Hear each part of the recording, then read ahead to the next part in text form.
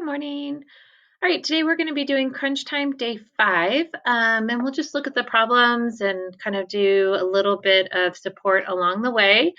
The first question is asking you to find how many people total, rounded to the nearest hundred, attended the play.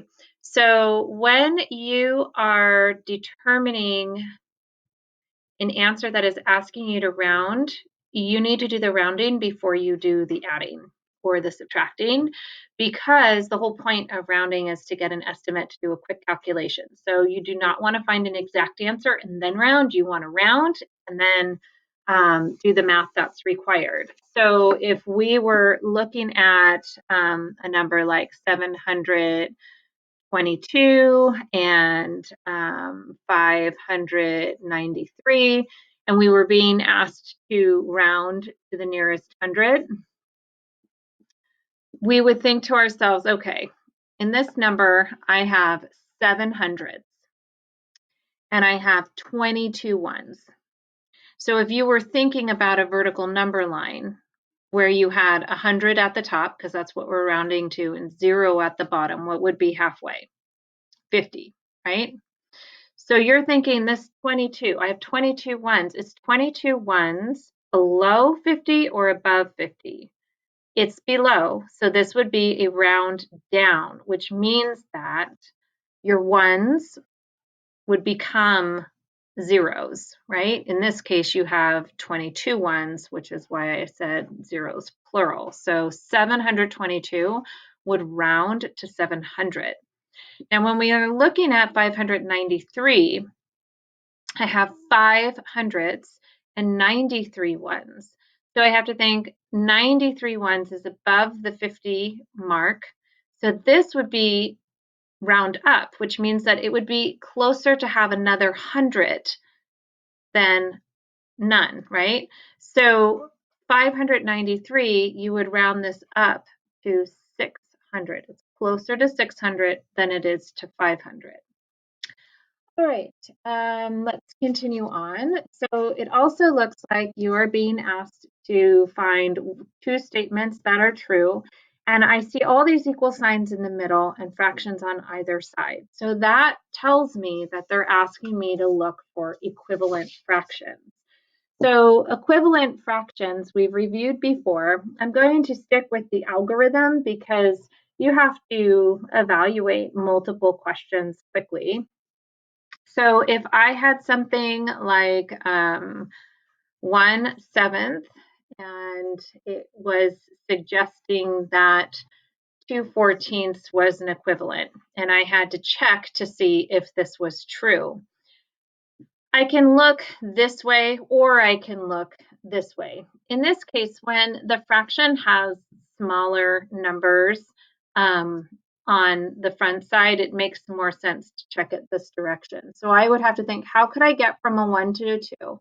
And how could I get from a 7 to a 14 using multiplication, because I'm increasing my number size here, and whatever I do to the top, I must do to the bottom. So the numerator and the denominator must be identical amounts. So to get from a 1 times something to a 2, I would multiply that by 2. And to go from a 7 times something to a 14 would also be a 2. Now, because this is 2 2's, it's just like we're multiplying it by 1, which is why they're equal. Even though 2/14 does not sound the same as 1/7, it is. We just multiplied 1/7 by a whole. Any number by a whole is going to be the exact same number. We just changed the numerator and denominator to create different parts of that whole. So this one would be an example. What if we had this, though?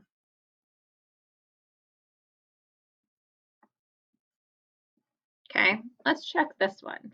Now here, our numbers are larger on this side and smaller on this side. So you can think what times 2 equals 8 and what times 6 gets us 16, or you could use the reverse operation and do division. Let's try division. Division is the same in terms of finding equal fractions. So 8 divided by what equals 2? Well, 8 divided by 4 equals 2. So for this to be an equivalent fraction, that would have to mean that 16 divided by 4 equals 6. Is that true? No. That one is not correct. So these are not equivalent fractions. So you can use either process to check if you're looking at a set of equivalent fractions. In the bottom corner, reasonable mass for a pen, that's the weight of a pen. So if you think back to our investigation towards the beginning of the year where we were looking at the little baggies of rice, a gram was like maybe 11 grams of rice or 10 grams of rice, whereas the kilogram was that big, huge bag of rice. So you want to think a pen, right? Here's a pencil. That is not very much weight. So you would need to think what would be a reasonable amount for that pen to weigh. On G, it says in the box below, write how many line segments the shape has. They mean this box. You would put your answer in here. Now, a line segment is a line that has an endpoint on each end. Okay, a line itself means that it continues to extend off in either direction. So because you're looking at a polygon, a shape that's closed, made of line segments, you would simply need to count all the line segments that the shape has. The rest of it is easy peasy because it's just division and multiplication. All right, see you next time.